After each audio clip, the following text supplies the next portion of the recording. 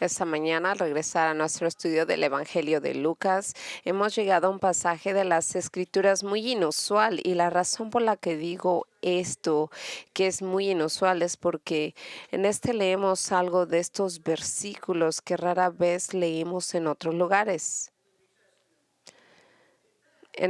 De hecho, solamente en otra ocasión del Nuevo Testamento leemos algo similar a este. Los versículos a los que me refiero son los primeros versículos del libro del capítulo 7 de Lucas. Se los voy a leer y veré si puede usted identificar lo que se ha dicho en estos versículos que es tan inusual y raro. Lucas 7 del 1 al 10. Cuando hubo terminado su discurso a oídos del pueblo, se fue a Cafarnaum, y el esclavo de un centurión a quien él tenía alta estima estaba enfermo y a punto de morir. Cuando oyó hablar de Jesús, envió a algunos ancianos judíos pidiéndole que viniera y salvara la vida de su esclavo. Cuando llegaron a Jesús, le imploraron encarecidamente diciendo: Él es digno de que le concedas esto, porque él ama nuestra nación y fue quien nos edificó nuestra sinagoga. Ahora Jesús se puso en camino con ellos, y cuando no estaba lejos de la casa, el centurión envió a unos amigos diciéndole: Señor, no te preocupes más, porque yo no soy digno de que entres bajo mi techo. Y por esa razón ni siquiera me consideré digno de ir a ti. Pero solo di la palabra y mi siervo sanará. Porque también yo soy un hombre puesto bajo la autoridad, con soldados debajo de mí, y yo le digo a este: ve y va, le digo al otro: ven y viene, y a mi esclavo: haz esto, y lo hace. Al oír esto, Jesús se maravilló de él, y volviéndose dijo a la multitud que le seguía: Os digo que ni en Israel he hallado a alguien de una fe tan grande. Cuando los que habían sido enviados regresaron a la casa, encontraron que el esclavo estaba en buen estado de salud. Ahora, como usted puede ver de estas escrituras, Lucas registra para nosotros una historia sobre Jesús sanando al esclavo de un centurión romano, y haciéndolo sin ni siquiera estar en la presencia del esclavo. Y eso en sí mismo es un poco fuera de lo común, pero no es lo que hace esta historia tan inusual. También leemos en esta historia como algunos ancianos judíos del pueblo de Capernaum hablaron muy bien de este centurión romano a Jesús, y lo encomendaban a Jesús, diciéndole cuánto amaba a este gentil a la nación de Israel, y cómo incluso financió su sinagoga y pagó por esa misma sinagoga que habían hecho. Y ahora la actitud hacia este hombre era sorprendente, ya que los romanos eran un ejército que ocupaba Israel, y los judíos normalmente los despreciaban a todos esos romanos. Pero esto es algo diferente y es inusual, porque la actitud hacia este hombre fue inesperada, y eso es lo que hace historia tan inusual.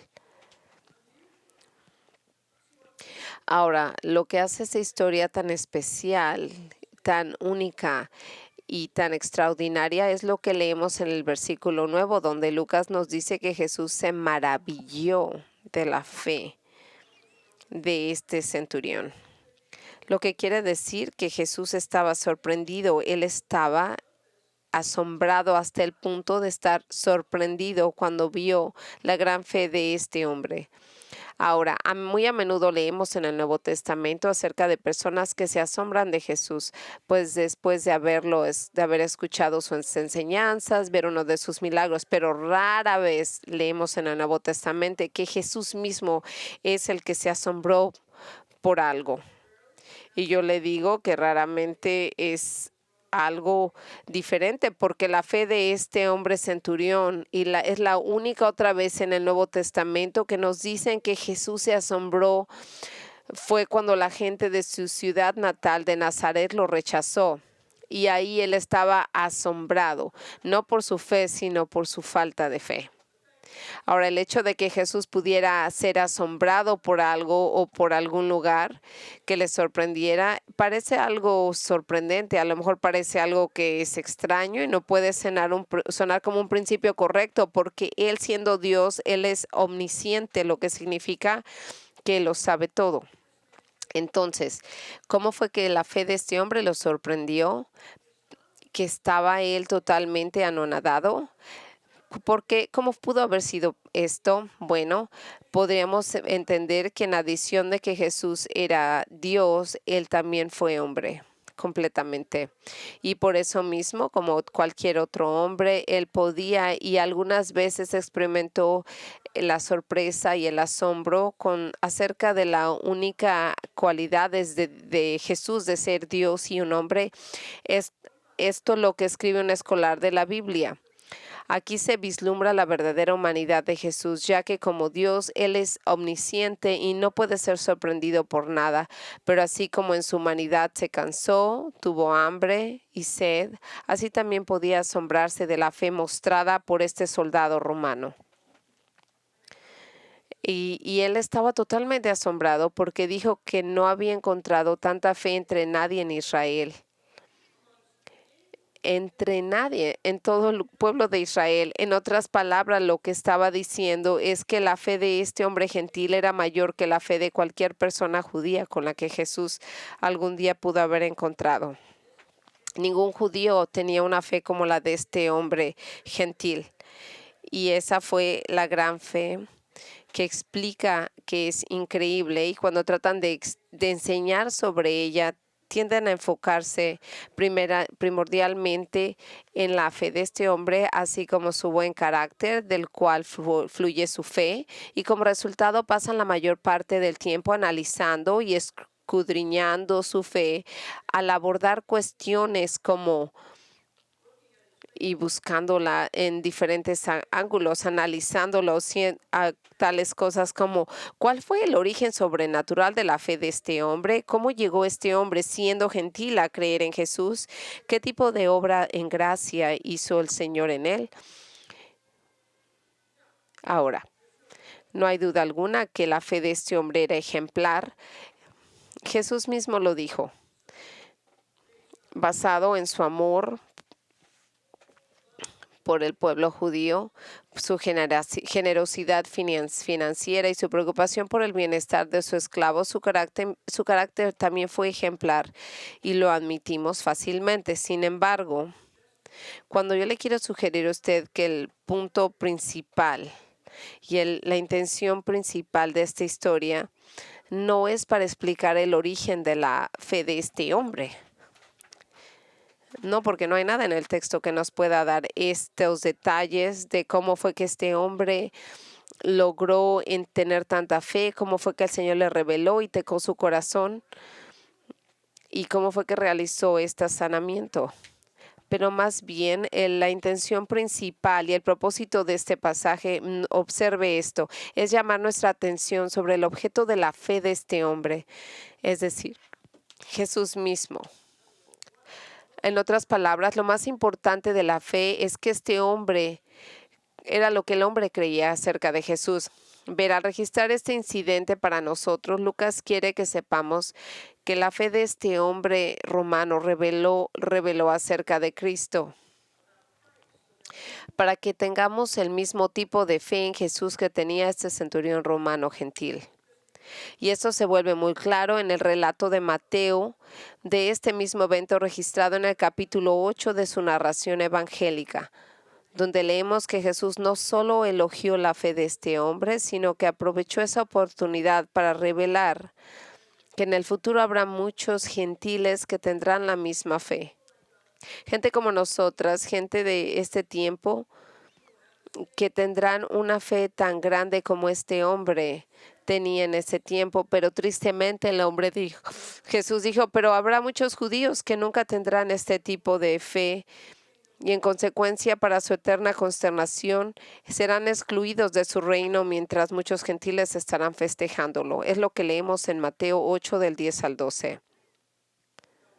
Al oír esto, Jesús se maravilló y dijo a los que le seguían, de cierto os digo que no he hallado tanta fe en nadie en Israel. Os digo que vendrán muchos del oriente y del occidente y se sentarán a la mesa de Abraham, Isaac y Jacob en el reino de los cielos. Mas los hijos del reino serán echados a las tinieblas afuera. Ahí será el lloro y el crujir de los dientes. Así que el punto que está haciendo el Señor es que simplemente quiere que nosotros entendamos la fe de este hombre. Así que en lugar de simplemente contarnos una historia sobre el poder de Cristo para sanar a alguien, Lucas usa este evento para revelar la historia de fe de un gentil en un Cristo extraordinario. Y al hacerlo así, no solo nos da el modelo de cómo deberíamos expresar nuestra propia fe en Cristo, sino que también presenta algunas verdades muy importantes sobre Jesús que nosotros tenemos que creer y vivir por ellas mismas. Ve lo que este hombre gentil entendió y creyó acerca de Cristo es exactamente lo que nosotros necesitamos saber y creer acerca de Jesús, y que nuestra fe es como la de este centurión para que podamos estar seguros de que agrada a Jesús y es recomendada por Él. Entonces, este es el tipo de fe en Cristo que quiere que todos nosotros tengamos en Él, y esto debería motivarnos entonces a prestar mucha atención a nuestro estudio de esta mañana y luego a poner en práctica lo que escuchamos. Entonces, ¿por qué el Señor elogió tanto la fe de este hombre? Bueno, a medida que se desarrolla el pasaje, vemos que hay dos verdades esenciales sobre este centurión romano que él entendió y creyó acerca de Cristo, que hicieron que su fe fuera tan encomiable. Y estas son las verdades que, como le digo, tenemos que entender y creer acerca de nuestro Señor nosotros mismos. La primera verdad esencial es que se dieron cuenta, él sabía que Jesús es el exaltado, no.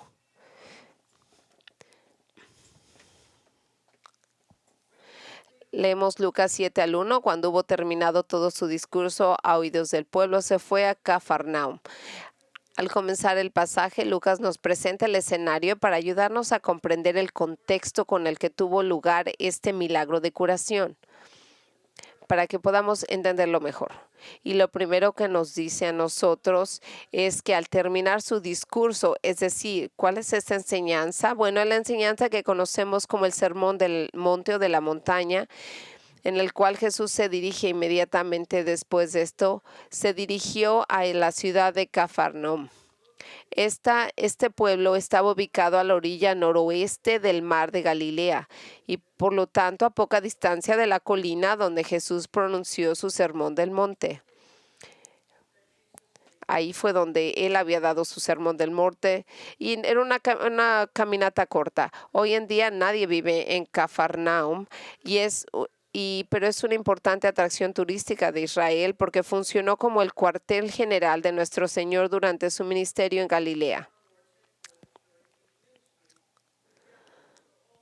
Y así que muchos de los turistas que están interesados en la vida de Jesús siempre tienen que pasar por este lugar.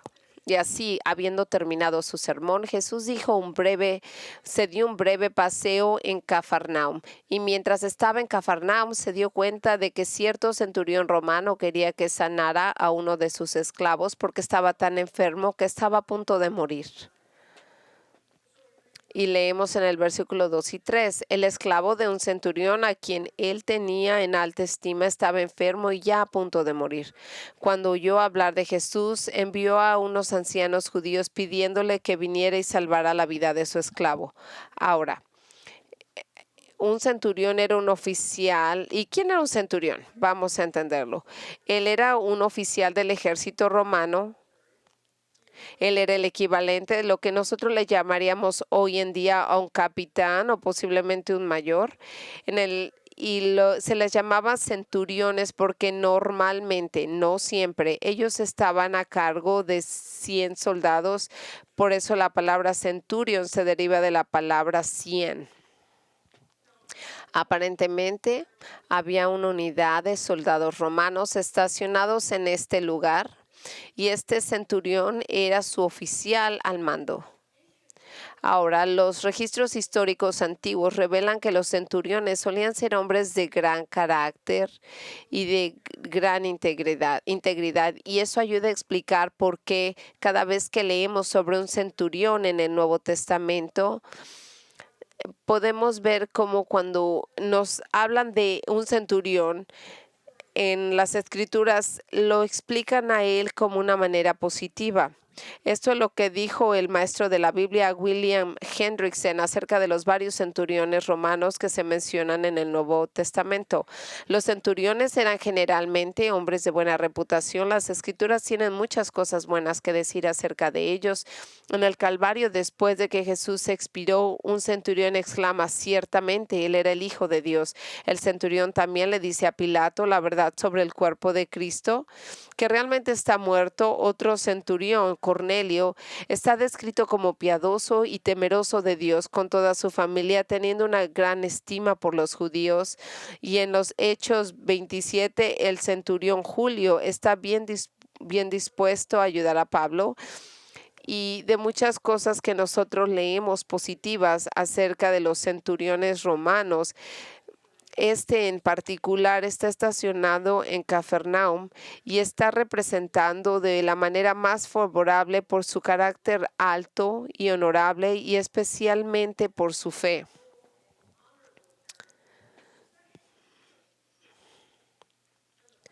Y la primera indicación de su buen carácter es lo que leemos en el versículo 2 sobre su preocupación compasiva por su esclavo. Lucas nos dice que él tenía una alta estima por ese esclavo.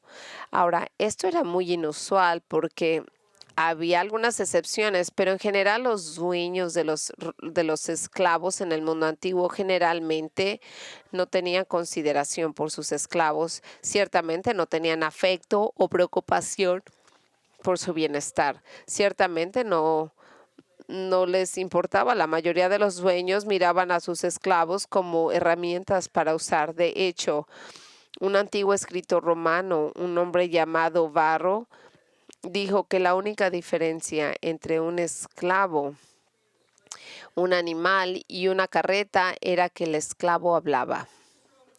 Pero este centurión romano era diferente.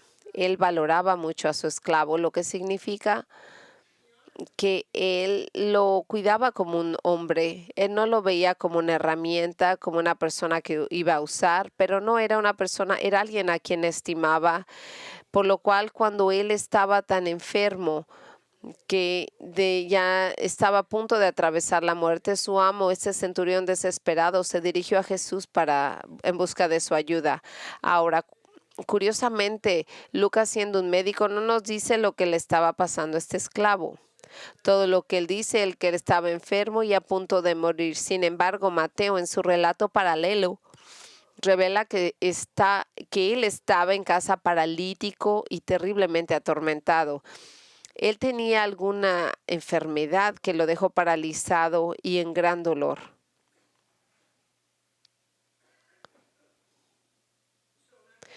Y ahora, como no sabía qué más hacer, yo creo que él había agotado cualquier recurso que él tuviera a la mano. Este centurión pide a Jesús que venga a sanar a su esclavo.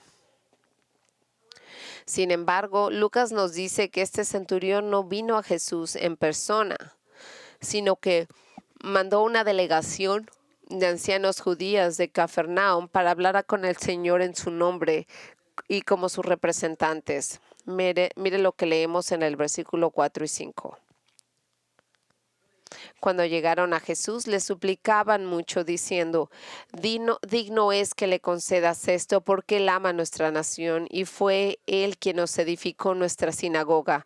Ahora, observe en qué bases estos ancianos judíos están haciendo su apelación a Jesús. Le piden que cumpla la solicitud de este centurión para salvar la vida de su esclavo sobre la base del buen carácter de este hombre. Dicen que este militar gentil es digno de que Jesús sane a su esclavo por esta razón. Él ama nuestra nación y fue quien nos edificó nuestra sinagoga. Es decir, este hombre es digno de que sanes a su esclavo, porque aunque es gentil, él ama a su pueblo judío e incluso pagó para que se construyera una sinagoga en Cafarnaum. Verá, este hombre, al contrario del típico soldado romano de ese día que despreciaba al pueblo judío, los romanos no se querían con los judíos ni los judíos los querían a ellos, pero en realidad este hombre amaba a Israel, lo que parecía indicar que era un gentil temeroso de Dios, que lo que significa que sin ser un converso oficial al judaísmo tenía reverencia por el Dios de Israel como el único Dios verdadero. Él sabía que solamente había un Dios verdadero y ese era el Dios de Israel y a él le tenía reverencia. Y este centurión aparentemente había llegado a creer que Jesús era el Mesías prometido de Israel. ¿Y cómo ocurrió esto? Bueno, estando estacionado en Cafarnaum, donde Jesús hizo muchos de sus milagros, este centurión sin duda escuchó acerca de Jesús y su ministerio de sanidad y así sabiendo que el Señor había sanado misericordiosamente a tantos otros, ahora se vuelve hacia él y le pide que le muestre misericordia a su esclavo moribundo y por favor lo cure. Y es lo que le pide pedir a Jesús. Pero en lugar de pedirle ayuda directamente a Jesús, le pide a la delegación de ancianos judíos que vengan al Señor, a Jesús, en su nombre. Y la pregunta que estamos aquí es ¿por qué lo hizo de este modo?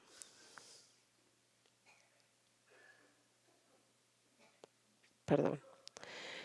¿Por qué él se acercó a Jesús y por qué no fue directamente a él? Él hizo esa petición, pero tuvo que mandar otro grupo a que lo representara. Bueno, Lucas nos dice eso en el versículo 6. Jesús se puso en camino con ellos y cuando no estaban lejos de la casa del centurión, él envió a unos amigos diciéndole, Señor, no te preocupes más porque yo no soy digno de que entres bajo mi techo. Lucas nos cuenta que al recibir este pedido de la delegación de ancianos judíos de sanar a un esclavo del centurión, Jesús comenzó a caminar con estos hombres hacia la casa del centurión con la intención de sanar al esclavo. Y en hecho nos dice que Mateo registra esto diciendo Jesús que dijo, iré y lo sanaré. Y así juntos, él y los ancianos judíos se dirigen en dirección a la casa del centurión. Pero cuando Jesús se acerca a la casa para que no estuviera lejos de la casa, el centurión envió a otra delegación para hablar con Jesús, para hablar con él. Esta vez estaba compuesta de los amigos del centurión. Y este es el mensaje que le quisieron decir a Jesús a nombre del centurión. Señor, no te preocupes más por mí porque yo no soy digno de que entres bajo mi techo. Pero ¿por qué este hombre no quería que Jesús entrara a su casa? ¿Quién no quisiera que entrara Jesús a su casa? Bueno, algunas personas piensan que la razón por la que este hombre no quería que Jesús viniera a su casa es porque él sabía que cualquier persona judía que entrara a la casa de un gentil se consideraba ceremonialmente profanada e inmunda. Entonces el pensamiento de algunos es que debido a la sensibilidad de Jesús, que era un rabino judío, el centurión le dijo que no entrara bajo su techo para evitar la contaminación. Ahora, es cierto que los hombres judíos que entraban en la casa de un gentil eran considerados ritualmente impuros. Pero esa no es la razón por la que este centurión le dijo a Jesús que se mantuviera alejado de la casa. Si esto hubiera sido el caso, entonces todo lo que el centurión tenía que hacer era enviar un mensaje a Jesús para que se quedara donde estaba y él saldría para poder presentársele a él de cara a cara. Pero no, tampoco hizo eso ni dijo eso. Lucas nos deja muy claro que lo que había detrás de la insistencia de este hombre de que Jesús no entrara a su casa. Nos dice que este centurión sabía que él no era digno de que el Señor entrara a su casa. Él dijo, no soy digno de que tú entres bajo mi techo. Pero no tenía nada que ver con evitarlo a él, sino él decía, yo no soy digno de que tú entres bajo mi techo. Es decir, él estaba abrumado por su propio sentido de vergüenza y pecaminosidad, porque reconoció que en Jesús él estaba en la presencia de una santidad divina. Recuerde que este hombre es un comandante militar, está acostumbrado a estar a cargo de otros, pero sabe que este rabino es Galileo, es el comandante supremo y él se siente totalmente indigno de él. Verán, lo que nosotros vemos de la fe de este hombre aquí es de que él creía que Jesús era el exaltado, tan superior a él que estaba convencido de cuán absolutamente y el pecador que era él, por lo tanto, cuán indigno incluso de estar en la presencia de uno tan alto y sublime y grandioso. Lejos de estar centrado en el hombre y exaltarse a sí mismo, su actitud modesta y humilde. Y eso es siempre donde empieza la verdadera fe salvadora, porque nadie puede entrar en una relación salvadora con Dios sin antes ver cuán pecaminosos e inadecuados son para esta relación. Esta es la misma verdad que Jesús enseñó al comienzo del sermón de la montaña, cuando vimos en el Mateo 5 al 3. Bienaventurados los pobres en espíritu, porque de ellos, esa gente que sabe que en ellos no hay nada bueno para que el Señor lo reciba, porque para ellos, esos pobres de espíritu, porque para ellos es el reino de los cielos. Jesús dijo, de aquellos que entrarán a su reino, primero entrarán reconociendo que no son dignos. Ellos van a entender que ellos no son, que ellos son indignos, que tienen una bancarrota espiritual, que no hay ningún mérito dentro de sí mismos para encomendarlos a Dios. Verá, la delegación de ancianos que vino a Jesús en nombre de este centurión estaba completamente equivocados cuando ellos vienen y le dijeron al Señor que él era digno de que le concedieran esta petición porque este hombre amaba la nación y construyó una sinagoga. Ellos creyeron que eso era una buena excusa porque ellos estaban siguiendo a su sistema religioso que estaba basado en obras y justicia, creyendo que no podía ser suficientemente bueno para ser considerado digno de ganar el favor de Dios en la salvación. Y que entonces el Señor iba a enseñarles favor y los iba a ayudar porque ellos estaban suficientemente dignos para que Jesús se sintiera obligado a sanar a este siervo, a su siervo. Pero escúcheme, nadie es digno de Cristo y su salvación. Nadie es digno de que Cristo haga esto ni nada por ellos. Todo lo que recibimos de Cristo lo recibimos por las dádivas de su gracia y misericordia. Porque nuestro corazón corrupto y pecaminoso y somos rebeldes, no merecemos nada más que la ira total y el juicio santo de Dios. Me encanta la forma en que Ken Hughes describió la actitud indigna del centurión y él escribió, evidentemente este hombre había visto a sí mismo como realmente era. Tenía una sana conciencia de su propio pecado. Una vez que nos vemos tal y como somos y tengamos en cuenta no solo nuestras acciones, sino también nuestras tendencias corruptas, malos pensamientos, sensualidades, bajezas, mezquinidades, muchas de las cuales nunca han salido a la superficie, evitaremos decir o incluso imaginar que yo soy digno o yo valgo. Y esto es lo que yo le pregunto, así es como usted se ve a sí mismo. Piense en usted. Usted dice, yo merezco a Cristo y me merezco su amor, su preocupación. Se siente que Él le debe algo y que lo que usted quiera de Él se la debe. La verdad es que usted es como todos, un pecador rebelde y por lo tanto nunca tendrá una relación con Cristo mientras se considere usted digno de Él. Bueno, entonces si ese es el caso, entonces, ¿cómo alguien podría preguntar cuando llegas al punto de tu vida donde comienzas a verte a ti mismo como indigno de Él y en necesidad de su salvación? O tal vez un cristiano podría preguntar, ¿cómo cultivo un mayor sentido de indignidad de Cristo?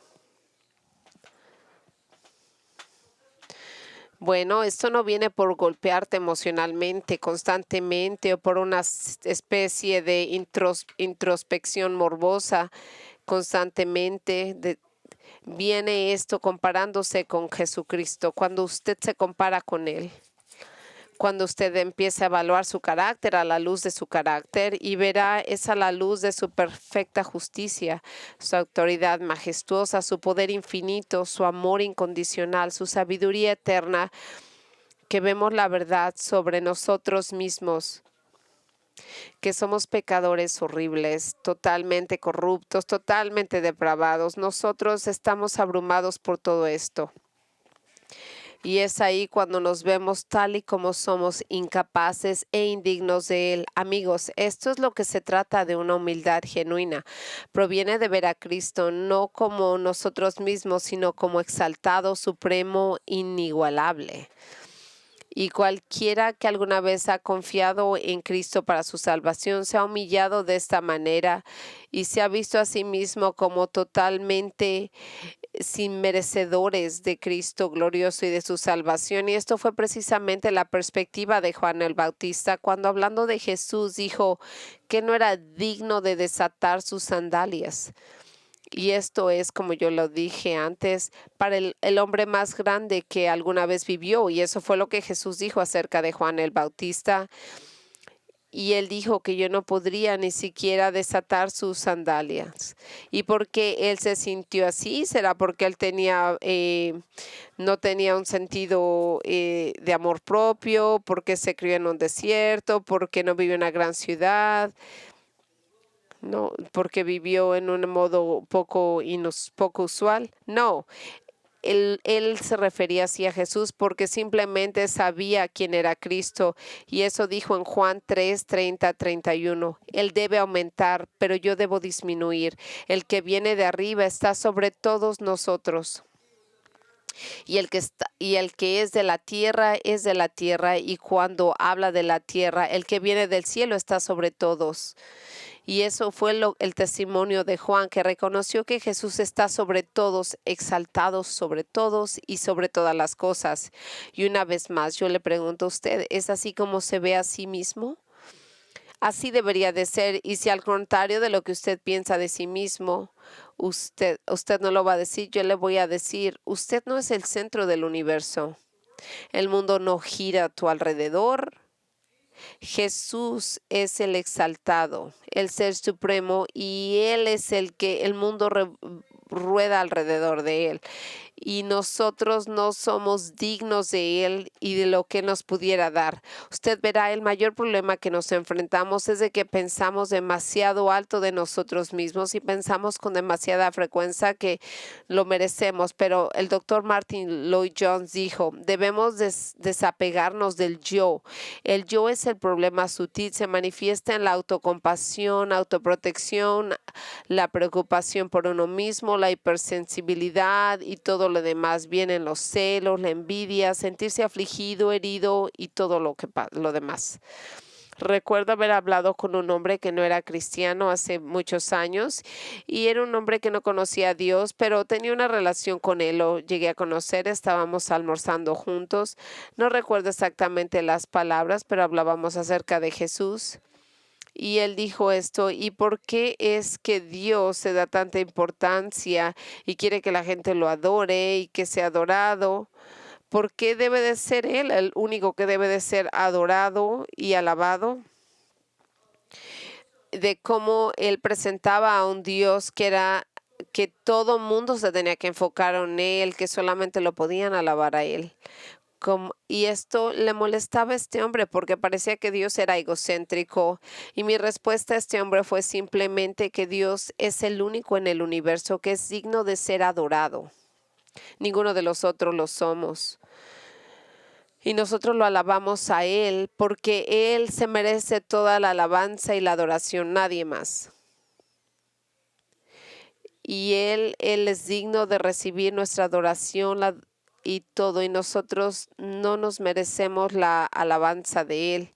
Y eso fue como este centurión romano lo vio, y por eso impidió que Jesús entrara a su casa, porque conociendo su corazón pecador, se consideraba totalmente indigno de estar en la presencia de aquel que era tan exaltado. Y él ni siquiera se consideraba digno de estar en la presencia de Jesús. Pero luego viene este hombre a decir algo que es totalmente increíble y nos enseña la profundidad de su fe y nos lleva a una segunda verdad esencial de que este hombre entendió y creyó acerca de Cristo.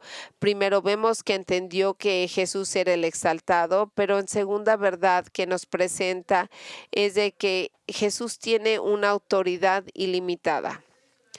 Por esa razón ni siquiera me consideré digno de ir a ti, pero solo di la palabra y mi siervo sanará. Porque también yo soy un hombre puesto bajo autoridad, con soldados debajo de mí, y le digo a este ve y va, al otro ven y viene, y a mi esclavo hace esto y lo hace. Habiendo dicho a Jesús que él no era digno de que él viniera a su casa, el centurión continúa diciéndole al Señor por medio de sus amigos que ni siquiera es necesario de que él entre a su casa para sanar a su siervo. Él tiene toda la confianza de que todo lo que necesita decir nuestro Señor es una palabra y la sanidad se llevará a cabo. Y procede a explicar que la razón por lo que él sabe que esto es así es porque como soldado él entiende cómo funciona la autoridad. Y como oficial militar sabe lo que es estar bajo la autoridad de alguien de un rango superior al suyo y también sabe lo que es tener la autoridad sobre soldados de un rango inferior al suyo. Y así él puede ser como tener esclavos y él sabe que cuando da una orden, la orden se obedece de inmediato. Así que él entiende cómo funciona la autoridad y por eso tiene absoluta confianza de que si Jesús simplemente de donde esté él da la orden de sanar a su esclavo, entonces su esclavo será sanado. Ahora bien, al oír esto, lo que este centurión cree acerca de él, nos lo dice Lucas en el versículo 9, cómo respondió a Jesús. Cuando Jesús oyó esto, se maravilló de él. Y volviéndose dijo a la multitud que le seguía, os digo que ni en Israel he hallado tanta fe. Lucas nos dice que después de escuchar lo que dijo este centurión a través de sus amigos, Jesús se maravilló. Y como yo le dije, él estaba sorprendido, él estaba anonadado y lo que él no le sorprendía esta gran fe y lo que él viene aquí es de que era un hombre gentil que tenía más conocimiento y comprensión de él y mayor fe en él que cualquier persona judía que él alguna vez hubiera conocido en Israel. Entonces, exactamente, ¿qué tenía la fe de este hombre que impresionó a Jesús? Mire, no era simplemente de que él creía que Jesús podía sanar a este esclavo desde la distancia sin entrar a su casa. Él era de que él creía que Jesús tenía la autoridad absoluta e ilimitada para ordenar lo que él quisiera que se hiciera y se haría. Es decir, había llegado a creer que Jesucristo era más que un obrador de milagros o un rabino galileo. Él había llegado a creer que Jesucristo era Dios todopoderoso, que hizo exactamente lo que quería hacer y que si quería sanar a su siervo, todo lo que tenía que hacer es dar la orden de curar y la curación se llevaría a cabo. Él sabía que Jesús era Dios. Él sabía y creía que él tenía una autoridad ilimitada, que era Jesús. Y él dice que aunque tenía una autoridad limitada del centurión sobre la tierra, él entendía que cualquier cosa que dijera Jesús sería obedecida y lógicamente él viene a entender que si Jesús es Dios, él tenía esa autoridad divina que cualquier palabra que él dijera se volvería realidad, porque él es Dios. Y ahora, ¿por qué Lucas nos está diciendo esto? Con toda la multitud de curaciones que Jesús hizo durante su ministerio, porque Lucas se siente obligado a hablarnos de este tema, porque él siente que nosotros entendamos esto, que Dios le ha revelado ¿Y por qué lo puso? Porque Él se siente movido a decirnos de este incidente. Es porque Él quiere para que todos nosotros como sus lectores sepamos y creamos la verdad sobre Jesucristo, que Él es Dios y por lo tanto Él tiene el poder y la autoridad infinita sobre todo, incluidas las enfermedades, los demonios, la naturaleza. Es decir, este centurión llegó a la conclusión de que Jesús era Dios y por lo tanto todo estaba bajo su autoridad soberana.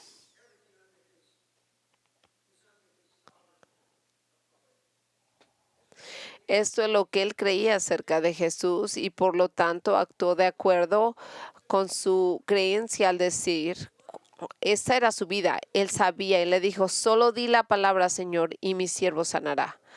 Amigos, es por esto por lo que Jesús alabó su fe, porque a pesar de que tenía muchos seguidores judíos que creían en él mismo, ninguno de ellos, al menos hasta este punto, comprendió el hecho de que podía hacer lo que quisiera hacer sin límites algunos. Y es por eso que Jesús quería que aquellos que estaban a su alrededor no te ponga con atención el versículo 9. Que Jesús dice que cuando Jesús escuchó esto se maravilló y volviéndose le dijo a la multitud, os digo que ni aún en Israel he hallado una fe tan grande. Ahora observe algo con atención, que Jesús no lo dijo que no había encontrado ninguna fe en Israel. Ciertamente, Él no dijo que no había una fe en Israel. Ciertamente, sus apóstoles, excluyendo a Judas, tenían fe en Él como el verdadero Mesías, pero su fe era pequeña y era débil y era limitada, porque hasta este punto realmente no creían que Él tuviera la autoridad sobrenatural total sobre todo, incluyendo el viento y el mar. Y esto lo sabemos precisamente porque es una verdad, porque leemos en Mateo 8, 23 al 27 de un acontecimiento que dice que cuando subió a la barca sus discípulos lo siguieron. Y aquí se levantó una gran tempestad en el mar y de modo que las olas cubrían la barca, pero Jesús mismo estaba durmiendo. Y vinieron a él y lo despertaron diciendo, sálvanos, Señor, estamos pereciendo. Y él les dijo, ¿por qué tienes miedo, hombres de poca fe? No les dijo hombres sin fe, les dijo hombres de poca fe. Y entonces se levantó y reprendió a los vientos y al mar, y todo se calmó perfectamente. Los hombres estaban asombrados, diciendo, ¿qué clase de hombre es este que aún los vientos y el mar le obedecen? Y ahora Jesús los reprendió a estos hombres porque tenían una fe en él, pero su fe era pequeña cuando debería haber sido grande. Después de todo, lo habían visto hacer milagros tras milagros y sin embargo tenían miedo de morir en el mar porque nunca se dieron cuenta de que Jesús era capaz de calmar los vientos y las olas de un lago tormentoso. Verán, amigos, la fe salvadora no tiene que ser una fe grande. Yo quiero que usted lo entienda. Una fe salvadora no tiene que ser una gran fe, puede ser una fe pequeña, solo tiene que tener la fe en Cristo como el objeto de esa fe. Incluso puede ser tan pequeña como un grano de mostaza. Sin embargo, el tipo de fe que Cristo quiere que tengamos en Él es una fe que quiere que nosotros que crezcamos dentro de nosotros. Es la fe que confía en Él como supremo y soberano. Aquel que está sobre todo y tiene control sobre todos los eventos de la vida. Es el tipo de la fe que nunca se equivoca, que nunca hay accidentes, que no hay cosas desafortunadas que se dan. No, y no hay suerte en su voluntad. Es el tipo de fe que expresa como el profeta Jeremías lo dijo en el Antiguo Testamento, en el versículo 32, 17. Ay, Señor Dios, he aquí, tú has hecho los cielos y la tierra con tu gran poder y tu brazo extendido, nada es demasiado difícil para ti. Ahora, por supuesto, todos los que conocemos a Cristo reconoceríamos verbalmente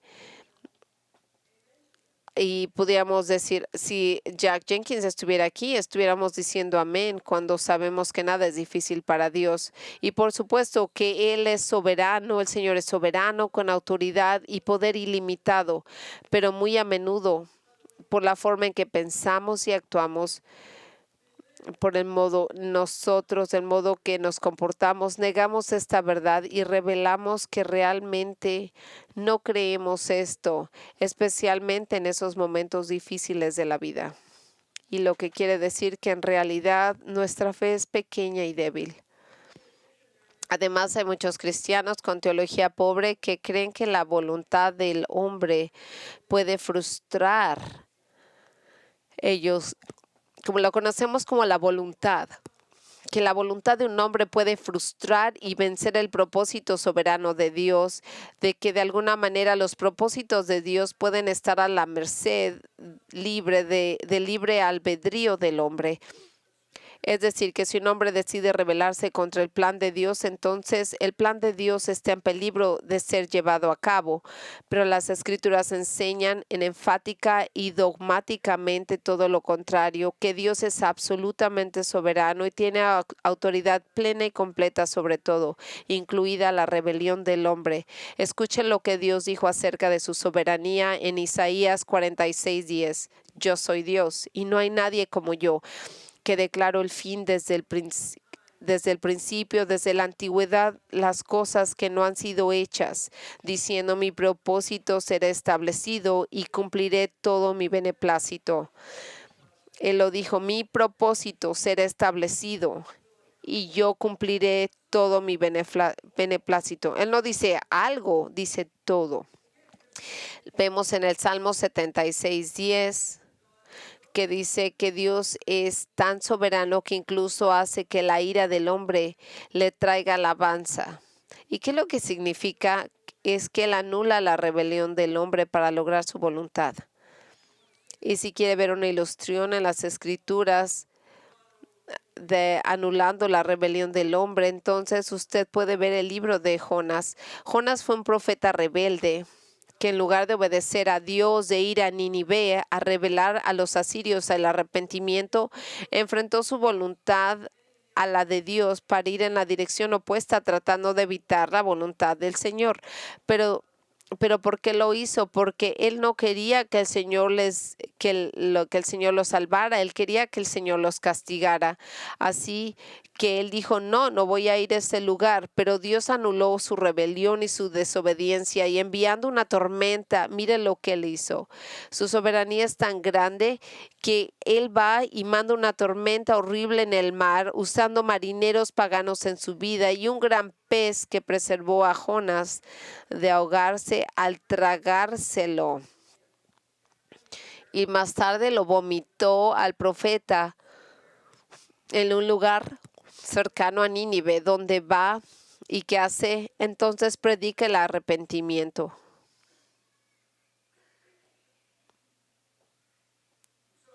Y así, al final, aunque Jonás no le gustaban los resultados, él obedeció a Dios, predicando a los asirios, y se arrepintieron de su pecado al oírlo. Entonces Dios cumplió su voluntad, triunfando sobre la desobediencia de Jonás. ¿Y por qué? Porque Dios es totalmente soberano y por lo tanto su autoridad es ilimitada. Nadie ni conjunto de circunstancias pueden impedir que su voluntad decretada se lleve a cabo. Y esto es precisamente lo que este centurión reconoció de Jesús.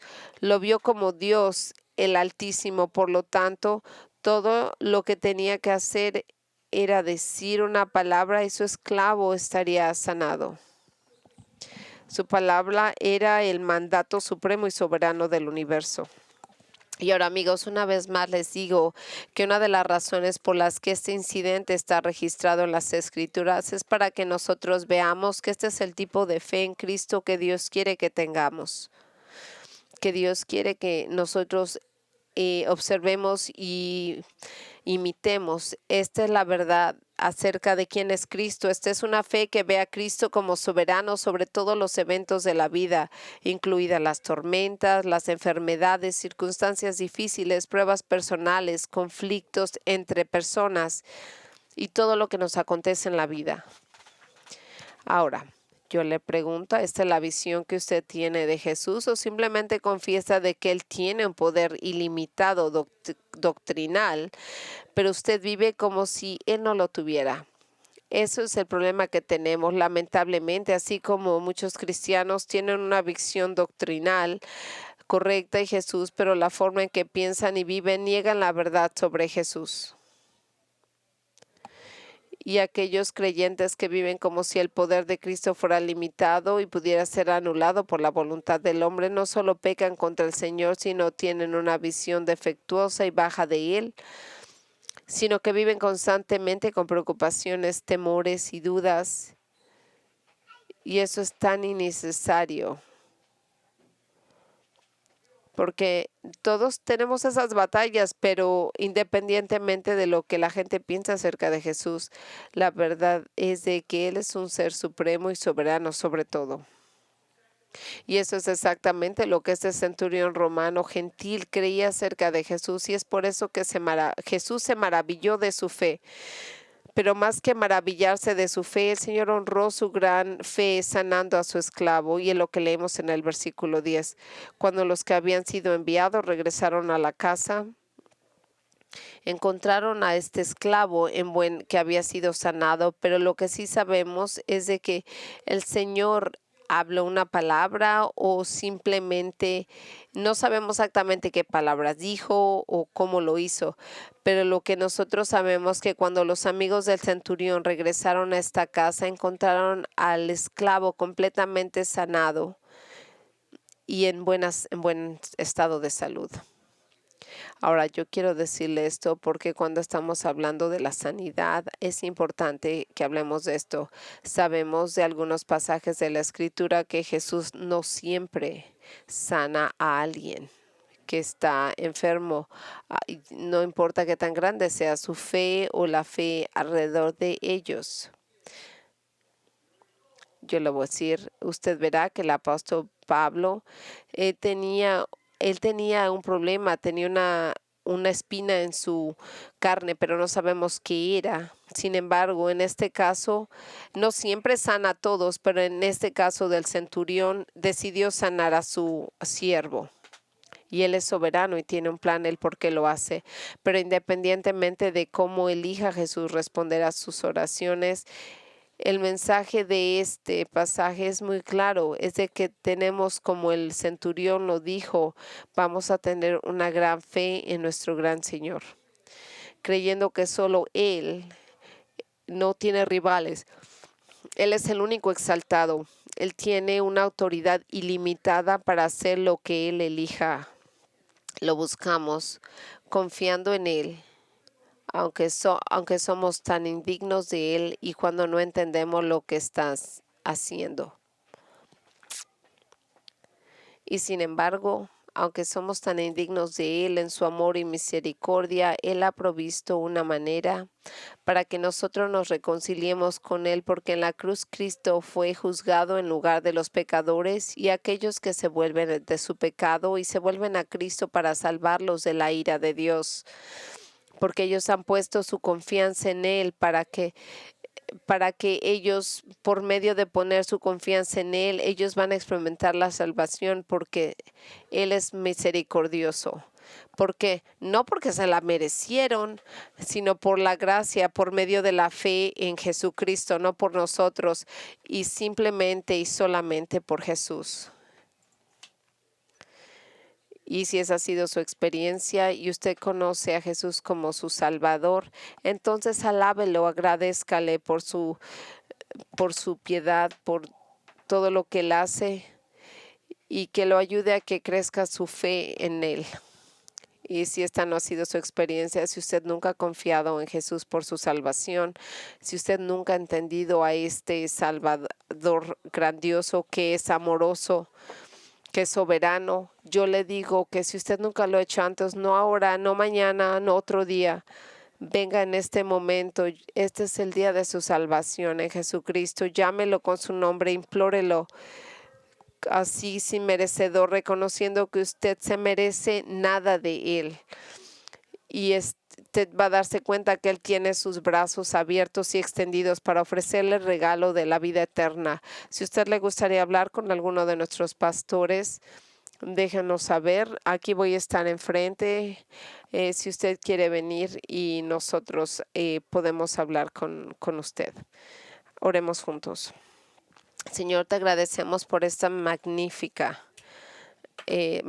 pasaje de tu palabra. Gracias por enseñarnos, gracias por darle la sabiduría a Lucas de escuchar, de escribir este mensaje para nosotros, el cual nos da un entendimiento de lo magnífico que tú eres, y así nos puedes ayudar a entender y a crecer una fe como la de este hombre, una en la cual reconocemos que tú tienes una autoridad ilimitada y tú vas a hacer lo que a ti te plazca.